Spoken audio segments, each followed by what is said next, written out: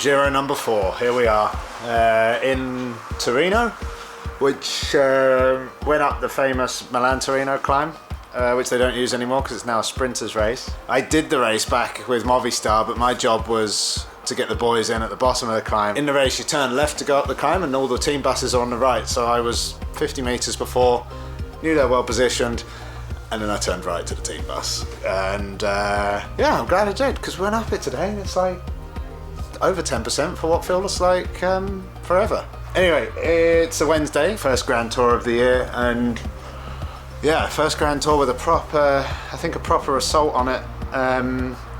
Here from a GC and stages standpoint with Dan Martin. My role will be to, actually, who am I kidding? I just got 22nd in the Tour of Turkey on GC, so they're all going to be working for me. But yeah, so we got Dan, we got Matthias Brandley, who historically I Giro and breakaway quite well with. Paddy Bevan, who's going like a train at the moment, and he's in my top 15 favourite Kiwis. We have Guy Niv, who showed really well in Coppa Bartoli. David Cimolai, who's a very Italian. Alessandro De Marchi, my teammate, who won the King of the Mountains jersey in Tour of the Alps, which, you know, outside of Ride London, that's a pretty good King of the Mountains jersey to win. So I'm sure we'll be discussing being kings, because he's rooming with me, and me. I think that's Chimo, Dan, me, Brandley, Niv, Paddy, Chris Nealons. Oh, I'm so bad at this. I've forgotten someone and I'm going to feel like a terrible, terrible person for it. 2 Italians, Brandley, me, Dan Martin, Guy Niv, Paddy Bevan, Chris Nealons. There we go, 8 riders. Today is all pretty hush-hush. By the time this YouTube video goes out, it won't be hush-hush at all. We've got a new jersey for the Giro d'Italia, and it's from our wine sponsor, which is brilliant, Vini Fantini. The reason I'm wearing a rain jacket is they're very protective over no one seeing the jersey until it's big unveiling. Here it is, and well, I mean, they say it's for the wine. I think actually they've just done this jersey so that my shoes match with the kit some more, because I've got red and silver shoes and now kind of matches. But yeah, full shebang, which means actually I travelled very light to a Grand Tour. Like, packing for a Grand Tour is stressful because it's a long time away and didn't have to bring much because we were told about all the kit we were getting when we got here. Anyway, we're going to go and do the unveiling. Just had a PCR test and ride the TT bikes tomorrow. Had a look at the course today. It's pretty good. We had to find roughly where the area was, so we looked for the most grande area to start a TT, and we found it. And it was very grande. Muy spettacoloso. Anyway, we're going to go unveil these jerseys.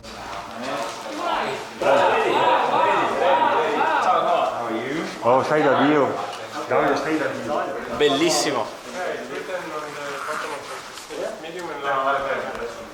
No, come. Dai, vieni Paolo, sto scherzando. The most beautiful man in the peloton.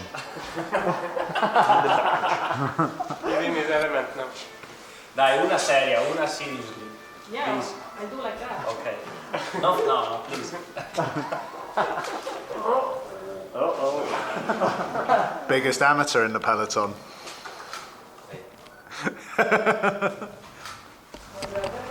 Not so much of a grand unveiling, more taking a load of photos. Alessandro now likes the kit. Nice. Spettacoloso.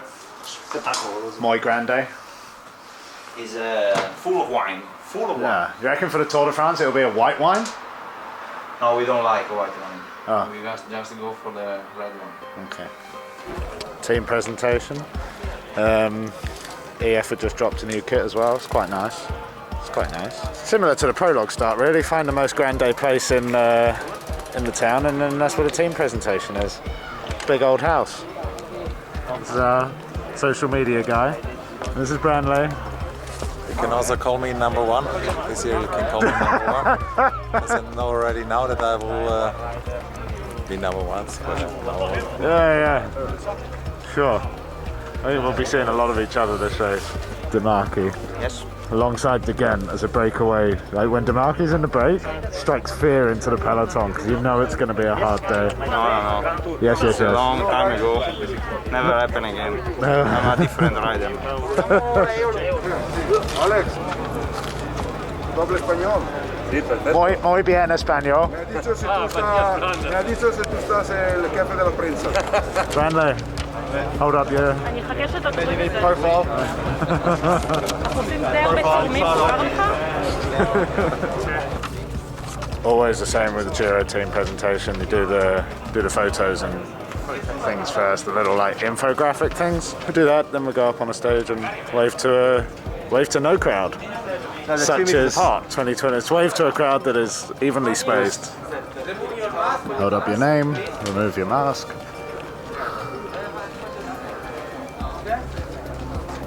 Okay, turn. 3, 2, 1, go.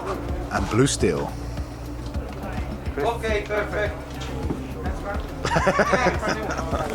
Most beautiful man in the peloton. You're here. And Paddy. Go. Oh, look at that. Again, please stay in the middle of platform. Look at that. Go. Vado? Again, last time.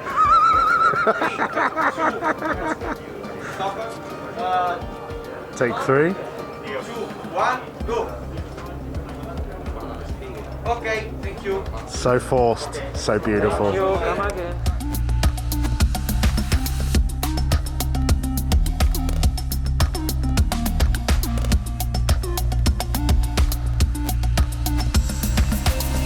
Team presentation done on a scale of 1 to muy grande. Super, Super grande. super grande, Super grande. amazing. And we are in Italy, so Ah, it's the grandiest. grande.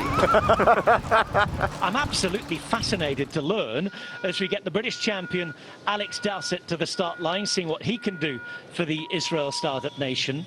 But when you were riding... So like an idiot, I didn't take, forgot to take my camera to the TT. But then also, you know, the problem with vlogging and racing is there's some days I need to get my head down and concentrate, and there's other days I can get some footage and then get my head down and concentrate. Prologue at the Giro is one that I want to concentrate on. Branley did a ripper of a ride. He was 9th. With some absurd wattages. I was fairly happy with mine. It's first TT in a long time I've had to do blind, because on those cobbles my my head unit pressed a button and I had a menu screen for the entirety of the TT. So, but blind wasn't bad. I mean, I overcooked it a little bit in the bit that I said a lot of people were going to overcook it. It was like a 40-second section, which I should have done at like 460, and I did it at 500. It was early, so it was easy to get carried away. And then you had 2 long sections, so one to the turn, and I did that at 453, and then from the turn to home, and I did that at 453. So, despite not having the numbers in front of me, I managed to remain terribly consistent. I wish I'd had the numbers in front of me so I could see that it actually wasn't going as bad as I thought. I didn't feel good in my legs. But sometimes you don't feel good and yet you churn out big numbers, and vice versa as well. So across the board we were decent, 3 of us in the top 20. Paddy had a bit of a mechanical. Nobody was beating Ghana today. He was once again on another planet. So yeah, anyway, we parked the TT for 20 days now. It's a bit of a relief because with Olympics it's been a overbearing weight on my shoulders, so it'd be nice to just get stuck into some road racing. And yeah, I think with Olympics it's kind of my resume for it, my CV, my applications sort of done. It's in the hand of the selection committee, which is quite a complicated process, I think. Hopefully it'd be enough, but kind of at peace with it, because if it is enough then great, and if it's not then couldn't have done any more. So bad news from today is we're one rider down already. Chris Nealon's had one of those horribly stupid, avoidable slow speed crashes coming back to the hotel after his TT, and he's done a collarbone. We all feel for him because he's young, and we've all done it. We've all made that stupid crash with pretty dire consequences. Chris joined us at the dinner table tonight, and we sort of, a few of us talked about our stupid crashes. As an under 23, I decked it trying to hop up onto a curb right outside Wetherspoons in Manchester after 11 p.m. after track league, and had a load of drunk men outside going, "Oh, you alright, mate? Falling off your bicycle?" I've never got up so fast from a crash in my life. Yeah, it's happened to the best of us, unfortunately. So yeah, 20 stages to go, one man down. Hopefully no more anytime soon. Every time I go to a race, this team ups their game. Every single time, and they've upped their game. They've upped their game good here. It involves a kitchen truck / dining room, courtesy of our wine sponsor. So, because we've got a new kit and a new kitchen truck, pretty epic. So, it's good. Huh? Where are you going? I go for dinner. Ah, now? Yes. In the massage? No. No, I don't take massage. Really? La capolista se ne va. La capolista se ne va. La capolista se ne va. Forza Inter!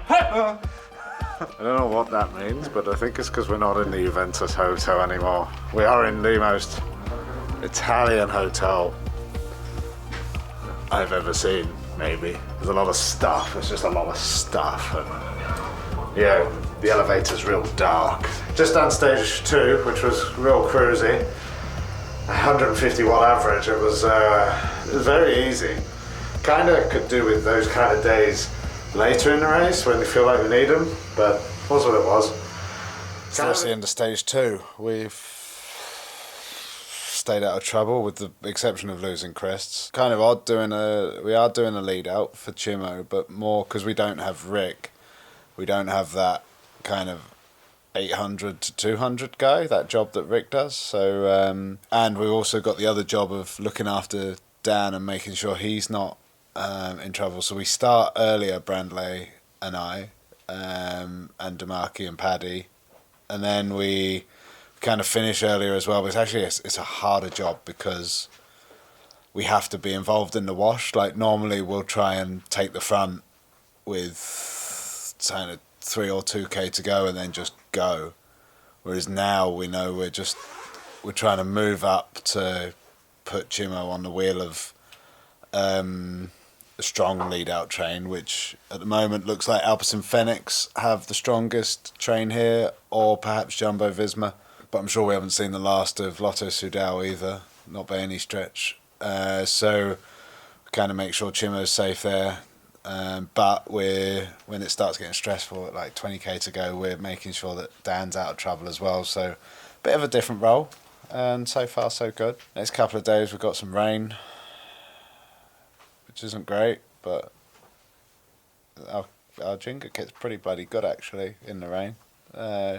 Tried and tested at Romandy successfully. So yeah, it was 9:30 and mechanics were still working on the bikes, because when you swap between flat days and hilly days, we swap the wheels, the gearing. Of course, they have to clean and check all the bikes, and we feed back anything that might have happened in the day to the bikes. And we got a food truck now as well. So we have a restaurant. We don't eat in the hotel restaurant anymore, which is something a lot of teams are doing now. Like Movistar are here with a food truck, which they didn't have when I was on the team. And yeah, we have one. I will show you round it in another vlog. And so yeah, we'll just got off the phone to Juliet and Chanel over in New Zealand. They've just woken up and I'm going to bed. Anyway, 2 stages done. That means we are inside 20 stages to go, into the teens. We are a 10th of the race in if you're counting it in stages. If you're not counting it in stages, we're not a 10th of the race in, but we will be tomorrow. But yeah, long way to go still, but team's in good spirits, even if we are down to 7 men already. Good night.